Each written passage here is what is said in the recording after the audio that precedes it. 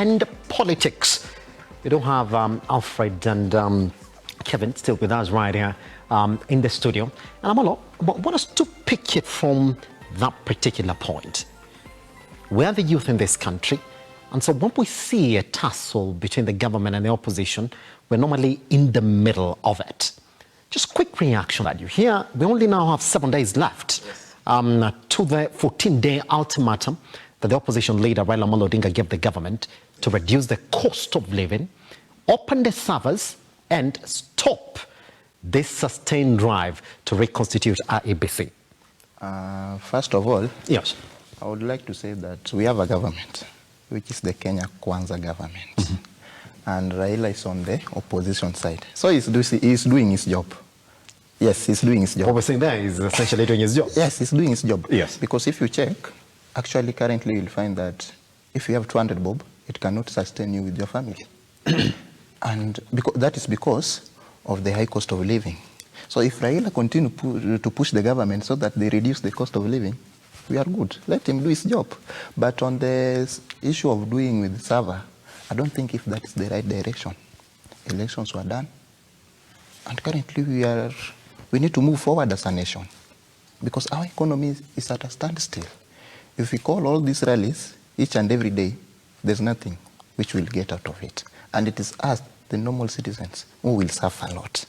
Because at the end of the day, these our leaders, they can even afford maybe a 1 meal worth of 100,000, and they don't feel any impact in their pocket. Yeah. But currently, if I have 2,000 with me, if I walk up to there and maybe I pass nearby where 10 people are, I must check if the money is still there in my pocket.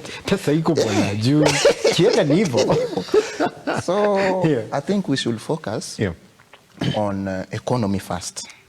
And actually what the opposition need to push on what the opposition need to do is to push on the government so that they reduce the cost of things like the basics ones, yes, like hunger, salad, and those other things. Yes. So that we can at least, even if I go to my Mijengo and come back with even 500 bob in a day, it can sustain me and my family. Pretty much. Yes. But let's talk about the reconstitution of IEBC, because that's also another ultimatum, by the way, true, that I gave them now up 7 days. Yes. We just saw the other day, the commission recommended the suspension of Masit, who was the only one remaining. Now, essentially, it means that they have a go-ahead then to reconsider IEBC. Yes, actually, in Kenya, we have a constitution, and Kenya is not an animal farm. Yes. This is a country, and nobody is above the law. But we must follow the constitution, everything within the constitution. And that's what he's saying, isn't it? Yes. Yes. But if you look at our president, he went ahead giving out the mandate so that they can constitute the IBC. But you find that the opposition and those are the political parties which are in the opposition, they are not being included. That means the game plan here is about 2027 election. And actually, it will proceed. Because I think these people, the moment they were given go ahead, yes, they will take the oath of the office to go look for the new IBC team, and actually maybe in the next 2 months we'll have a new team. But Raila and his team, they will still complaining, and the moment they will be complaining, we are approaching elections. Yes. In 2027, we'll have elections without them participating in the constitution of the IBC or not. So what I would urge them is one, at a time, we need to shed off our self-interest as opposition. They should do that. Yes. And join the hands with the government so that they can have a well-labeled IBC, which they will feel like now this is the team that we can actually move forward. Because we don't want the complaints which we have been having since 19 and what, back in 2027. That's all my votes, all this. We should not go that direction. Because what I'm afraid of, come 2027, then if we face the same challenges which we have been facing, it's the youths who will go on the road. That is true. And the youths, they will be killed. Yes. And we don't want that. We want youth to be included in positions. Yes. Pretty much. Yes. But I want to touch on that as well. And Kevin, I want you to respond to it in this particular format. We did listen to a youth who's essentially representative of the youth in the Azimio coalition, that is Babu Owino, saying, well, what we do know is there's going to be mass action we're not so sure whether it's going to be peaceful or not. And that's, I'm quoting him, that's exactly what he said.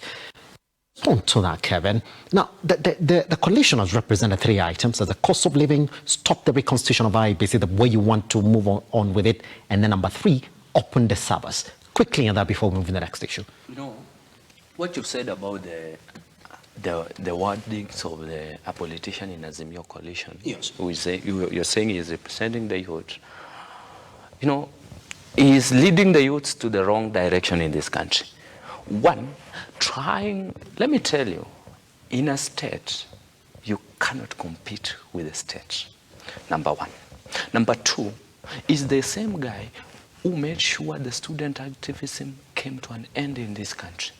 You know, he balkanized Sonu to death while at the University of Nairobi. Yes. So, you know, trying to tell us what we can do as a country, or is the representative of the youth. Let him focus on the project of the Embakasi East constituency.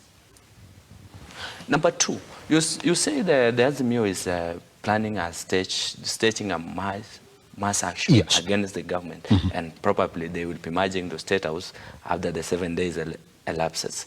Number 1, I want to advise the Azimio leaders. I want to talk to Raila Odinga.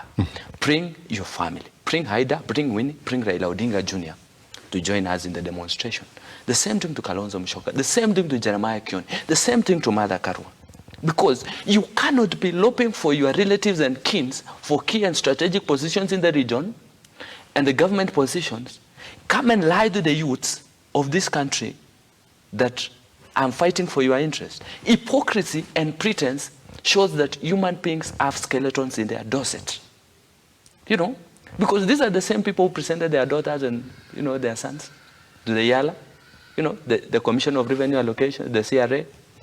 Think they presented their relatives. Yes. So if they want to come on that day, 1, I would like them to bring their families and their wives to lead us in the demonstration, and of course Kenyans will join them.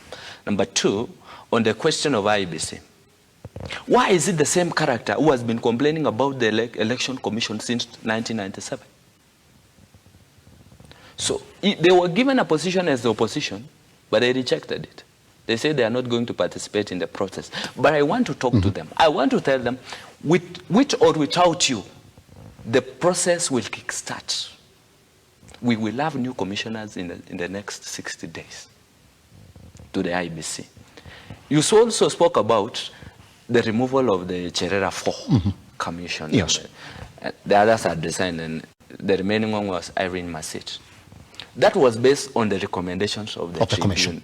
tribunal, yes, set by the president to investigate their conduct. So what is happening is a constitutional process. You cannot stage a coup, overturn the will of the people, and remain in the same office enjoying the privileges being paid by the taxpayers. So I recommend the president, I recommend the tribunal for removing Irene Masit. We need to have a clean commission. We need to have a clean, you know, commission, but without opposition. Yes. We will proceed with this matter because it's a constitutional thing. You know, we don't even invite the opposition. Let them go to streets. You know, in France, the opposition has been in streets, but President Macron has been focusing on Project France. So I think these are the issues we will not be discussing. But they are threatening to come to demonstration and march to State House on that day. Yes. I tell them, bring it on. Bring it on. So long as you bring your wives and children and your relatives and your cousins there to lead us in the demonstration, we can join you. Number 2, human beings have skeletons in their dorset. He complains about the cost of living. He yes, never went let me get it done with that, then you jump in. Yes. He never went to streets between 2017 to 2018 when the cost of living was rising drastically. He never went to the streets. You know, let me tell you, Raila Odinga and the company are the strategic businessmen in this country. They are misleading the youths of Kenya. Whenever they see a government is pushing a certain agenda, maybe they feel like, you know, it's going to affect our business. Yes. And that comes to the Taifa gas question that you spoke about, this 300 by June. He spoke about it. Yes. He was accusing the president of lying. So these are the people. Do you know owners of the gas cooking companies in this country? They're the same people. So if the price is going to remain, next week we will say he's called off demonstration. But he will say, I was called by, I don't know, the AU what, to call off demonstration. That is no. He's chasing after his own interest. And the youth of Kenya, I want to speak to the youth of Kenya. Don't join this demonstration unless they bring their daughters, their wives, and their relatives there. Pretty much. Alfred, just a quick reaction to that, just before we jump into the next issue this morning as well. I know my friend here is a learned person, and I would like to tell him something. You know, democracy is not about family members. It's about the country. So him saying that Raila Odinga or Martha Karua, on that day they should come up with their family members on the demonstration. No, it's not about that. Actually, if you look at democracy, democracy is white, and it's not about family. You know, for our country to run smooth, we must have democracy, and we must have leaders who are coming out, regardless if they come with their family or not. Because they are talking about the real issues, like about the IBC. If there have been if maybe by any chance the government proceeds to form IBC, a new IBC, without having the opposition hands in this, we will likely face the same problems we have been facing since 1990s. Yes. Because now we will assume the IBC, it's an government IBC. So let us try on a way on how we can include each and every person to be part and parcel of this, so that we move on smoothly. Pretty much. Yes. All right, gentlemen, I just want us to swiftly move into another issue that has swept the country over the past couple of days, and this is this LGBTQ issue that, as we do know, is a conversation that hasn't started right now since the killing of the saga of Chiloba, if you do remember. As we started up to where we are right now. Let's look at exactly what the president did speak about it yesterday. Then, gentlemen, I want us to come in quickly, weigh in on it before we move